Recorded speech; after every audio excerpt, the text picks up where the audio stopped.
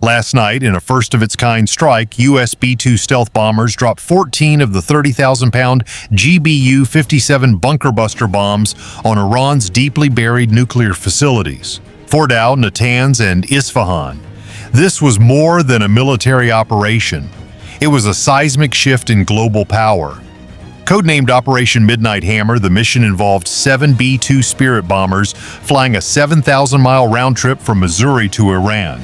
Departing under radio silence, the stealth armada carried 14 GBU-57 Massive Ordnance Penetrator (MOP) bombs, each weighing 30,000 plombs and designed to crush the most secure underground bunkers ever built. Simultaneously, U.S. Navy submarines in the Persian Gulf and Mediterranean Sea launched 30 Tomahawk cruise missiles targeting radar installations, air defenses, and suspected nuclear storage bunkers in Natanz and Isfahan. This wasn't a warning shot. This was a full-scale preemptive strike aimed at blinding, penetrating, and dismantling Iran's nuclear backbone. This marked the first-ever combat deployment of the GBU-57. U.S. officials described it as a spectacular military success, claiming Iran's underground nuclear capabilities were severely degraded. Intelligence reports from post-strike surveillance drones suggested multiple key centrifuge halls had been compromised. Defense Secretary Pete Hegseth and General Dan Kane briefed the press, stating all 3 sites sustained extremely severe damage and destruction. Pentagon sources confirmed that bunker entrances, ventilation shafts, and interior command nodes were struck with surgical precision. The operation spanned 37 hours, one of the longest B-2 missions on record, with multiple mid-air refuelings and tight coordination across global command centers. To maintain surprise, the U.S. Air Force launched a visible decoy wave toward Guam, simulating a Pacific exercise. Meanwhile, the real strike group slipped eastward, hugging radar shadows and using electronic jamming to appear invisible. Iran's air defense network, already fragmented by cyber attacks earlier that day, never saw them coming. Specialized electronic warfare aircraft also targeted communication nodes in western Iran, adding confusion in the minutes leading up to impact.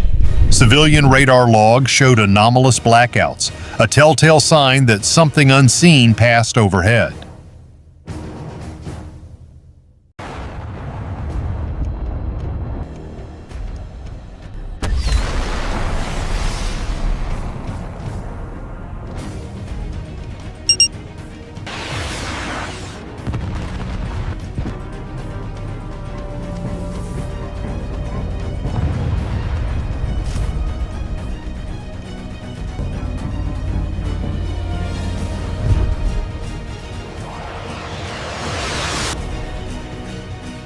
The GBU-57 MOP is the world's largest non-nuclear bomb. It's 20 feet long, laser-guided, and capable of penetrating up to 60 meters of concrete or 40 meters of granite. Designed for facilities just like Fordow, it was developed to do what no previous weapon could: dig, sense, and destroy from within. Inside the casing is a void-sensing smart fuse. As the bomb travels underground, it scans for hollow spaces. Only once it detects a chamber or structural weakness does it detonate, ensuring the blast delivers maximum internal devastation. Fordow, the crown jewel of Iran's nuclear program, is buried 80 to 90 meters beneath a mountain range south of Tehran. Originally an IRGC military base, it was converted into a fortified uranium enrichment plant, housing advanced IR-6 centrifuges. It's so deep, some experts claimed it was bomb-proof. Natanz, by contrast, is a sprawling above and below ground facility, partially hardened with reinforced roofs and buried halls.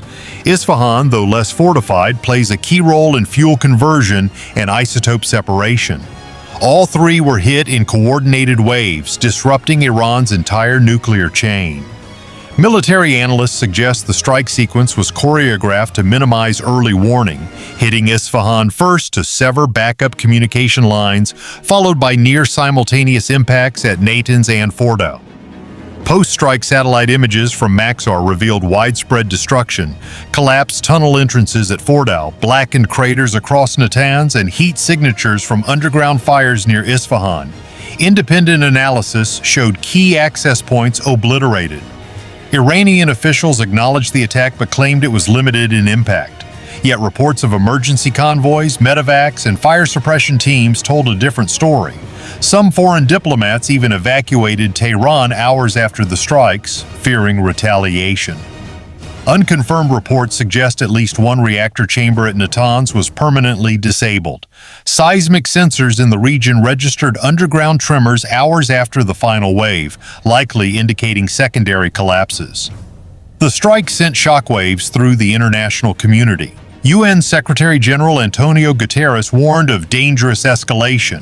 Russia and China accused the U.S. of breaching international law. In Beirut, Hezbollah mobilized. In Sana'a, Houthi drones were launched in symbolic defiance. European allies urged calm but expressed concern over the scale and precision of the strike. Global oil prices surged by 12% overnight. And on social media, fear spread almost as fast as misinformation. In global markets, defense stocks soared while energy indexes fluctuated. Regional airlines rerouted traffic away from Iranian airspace. Meanwhile, intelligence analysts warned of possible retaliatory cyber strikes targeting U.S. infrastructure. This wasn't just a tactical win, it was a geopolitical gamble. By demonstrating it could reach and destroy the most fortified facilities on Earth, the U.S. reasserted its role as global enforcer. But with that power comes new questions. Would Iran retaliate? Could it rebuild? Would this provoke a broader regional war? And would other nations, watching closely, begin accelerating their own underground programs? Already, intelligence sources suggest Iran's allies are reconsidering their nuclear strategies, and countries like North Korea may see this as validation for going even deeper underground. The strike may also complicate relations with U.S. partners in the region who now fear being caught in the crossfire of a potential asymmetric response. Within hours, Iran's Revolutionary Guard issued a chilling statement. The blood of martyrs will be avenged. We will strike when they least expect it. Missile systems were repositioned in western Iran. Cyber attack attempts were reported on U.S. energy grids. In the Strait of Hormuz, Iranian patrol boats increased activity. Oil tankers changed course. Tensions skyrocketed. While no direct counterattack has occurred yet, every hour that passes adds to the suspense. Iranian-backed groups across the region have gone on high alert. Drone strikes in Iraq and rocket fire near U.S. bases in Syria have already been attributed to Iranian proxies. The question now isn't if Iran will respond, but when, where, and how severe that response will be.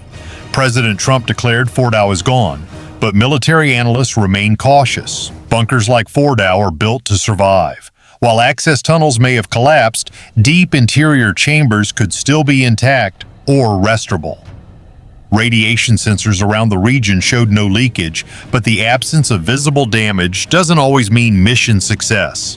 It could be days or weeks before we truly know what survived underground.